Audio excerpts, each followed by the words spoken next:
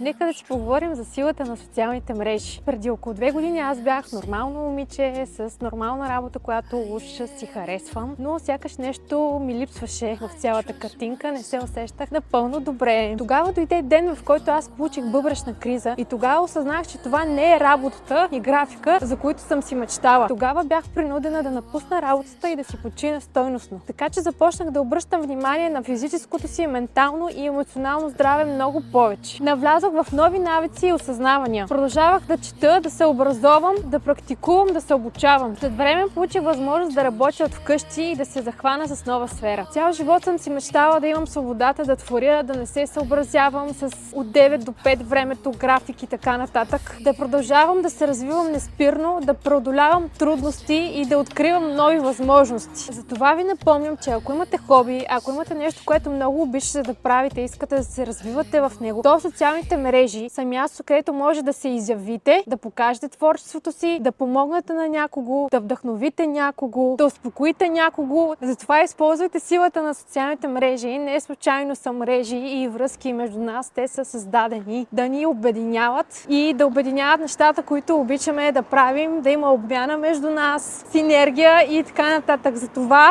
горе главата, продължавайте да творите това, което обичате и го покажете на света. Аз наистина вярвам във всички вас, във всеки един от вас и в самата себе си. До скоро!